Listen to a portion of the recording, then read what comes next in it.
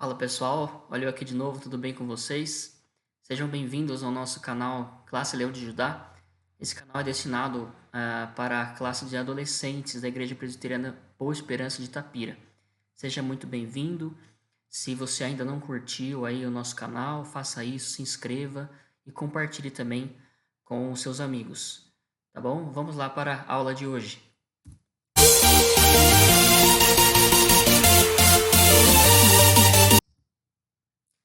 Bom, pessoal, a nossa aula de hoje é uma aula especial. Nós estamos no meio de uma série aí de aulas, né, que é a série sobre José, a vida de José ali do Egito. Porém, essa semana nós comemoramos os 503 anos da Reforma Protestante, no dia 31 de outubro. Então, nós resolvemos dar essa aula especial para falarmos um pouco sobre essa reforma, né, esse evento tão importante para nós. Bom, primeiro vamos dar um contexto histórico aqui rapidinho sobre a reforma, né? Porque quando a gente fala de reforma, a gente lembra, por exemplo, assim, da reforma de uma casa, né? A casa ela é construída, aí quando ela tá novinha, tá tudo legal, né? As luzes acendendo perfeitamente, a janela abrindo, a porta, tudo tranquilo, né? Bem construído. Com o passar do tempo, a casa pode apresentar problemas, né?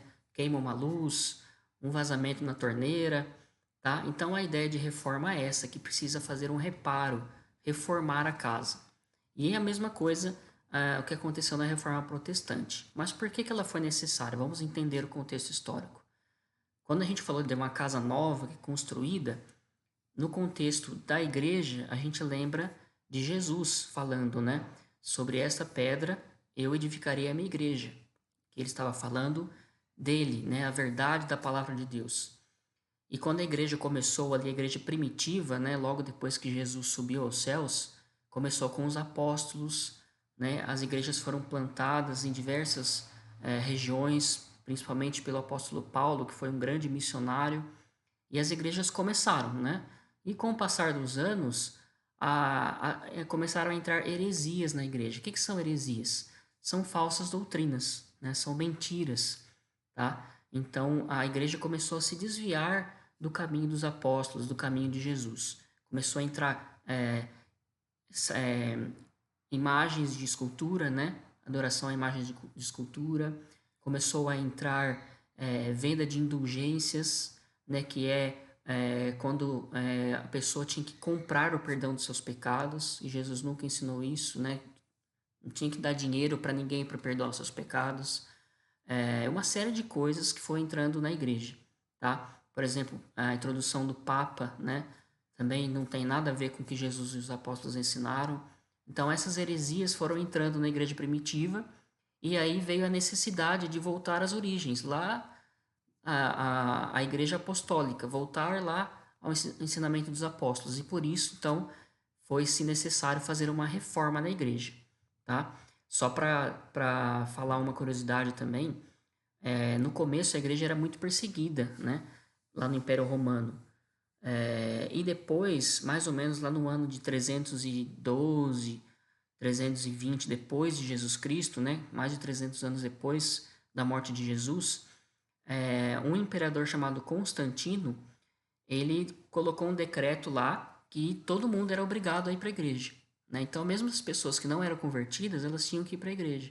E aí isso começou a trazer uma mistura de religiões dentro da igreja cristã, né? Então também trouxe bastante heresia, tá? E aí, mais ou menos 1500 anos depois, né? Com Martinho Lutero, na verdade, no ano de 1517, foi que ele afixou as 95 teses ali na porta da igreja de Wittenberg, lá na Alemanha. Por quê? Martinho Lutero ele era um monge, né, da igreja católica, e ele discordava de tudo isso que a gente falou, né? Adoração a imagens de escultura, venda de indulgências, é, o Papa, as tradições, né, da Igreja Católica que se equiparavam à Bíblia, uma série de coisas que ele discordava. Por quê? Porque ele viu que na palavra de Deus não estava falando essas coisas, né? Jesus nunca nos ordenou a fazer imagens de escultura. Isso era idolatria. Então, Martim Lutero é, resolveu fazer essa reforma, ou seja, ele bateu de frente com a Igreja Católica, né, a Igreja Romana daquela época, nessas 95 teses falando um monte de coisa. Olha, não é bem assim. Nós precisamos voltar às origens, né? E esse dia 31 de outubro de 1517 ficou marcado, né, como o dia da Reforma Protestante. Além de Martim Lutero, tiveram outros reformadores, né, em outros países, como João Calvino, é, John Hus e outros espalhados, né, pela Europa. Começou lá na Europa, tá? E aí nós vamos falar agora sobre os cinco solas, que são cinco frases em latim que resumem as 95 teses de Martinho Lutero, tá? Esses cinco solas são os pilares para toda a teologia ali de Martinho Lutero, tá? Então a primeira é sola fide, que quer dizer em latim somente a fé, tá? A fé é um dom de Deus e o instrumento pelo qual o próprio Deus nos capacita a crer na obra redentora de Jesus. Porque a Igreja Católica falava ao contrário, que nós deveríamos praticar boas obras, né, que o homem tinha méritos na salvação, mas pela palavra de Deus nós confirmamos que isso não é verdade, tá? E um versículo que ficou muito marcado para Martim Lutero, que ele entendeu isso, está lá em Romanos 1,17, que fala: o justo viverá pela fé, tá? Então esse é o primeiro sola, sola fide. O segundo sola é sola scriptura, que quer dizer somente a escritura.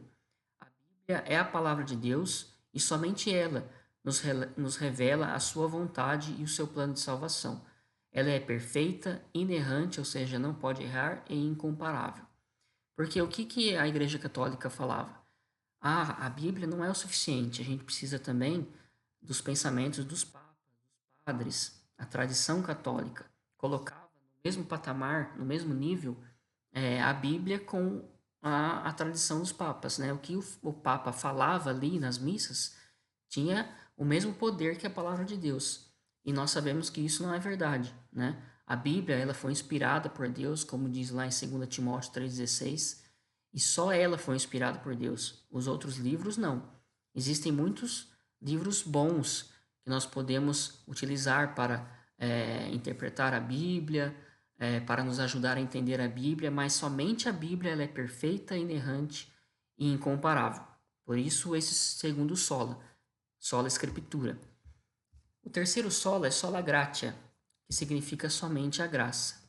Porque a graça de Deus é um favor imerecido, nós não merecemos a salvação, porém, pela graça de Deus, nós a recebemos. E é Deus que vem ao encontro do homem, não ao contrário. O ser humano não tem mérito nenhum na salvação, como diz lá em Efésios 2:8, né?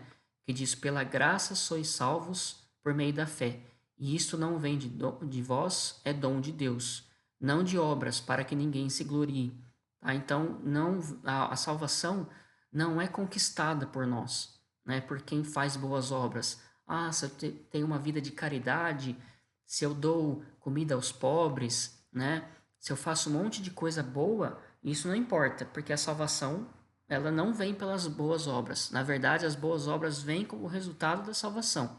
Tá? Isso que deve ficar bem claro. E a Igreja Católica falava ao contrário, falava não, para você ser salvo, você tem que ter mais boas obras do que pecados. É como se tivesse uma balança, né? Vamos colocar aqui nessa balança os pecados, por exemplo, os meus pecados numa balança e no outro prato da balança as minhas boas obras. Qual que vai ser mais pesado? Se eu tiver mais boas obras, então eu vou para o céu, eu conquistei a salvação. Se eu tiver mais pecados do que boas obras, então eu não mereço a salvação, eu vou para o inferno.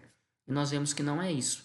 É só pela graça, porque todos nós somos pecadores. Todos pecamos e carecemos da glória de Deus, da graça de Deus, portanto, a graça é uma coisa imerecida. Nós não merecemos, mas Deus, pelo seu amor, pelo seu favor, nos concede essa salvação. O quarto sola é solus Christus, somente Cristo. Só Jesus salva. Né? Nós não precisamos de Santa Maria, de São Paulo, de São João, né? De nenhum santo para nos intermediar para nos levar a, Jesus, a Deus, né? Jesus diz lá em João 14,6: Eu sou o caminho, a verdade e a vida.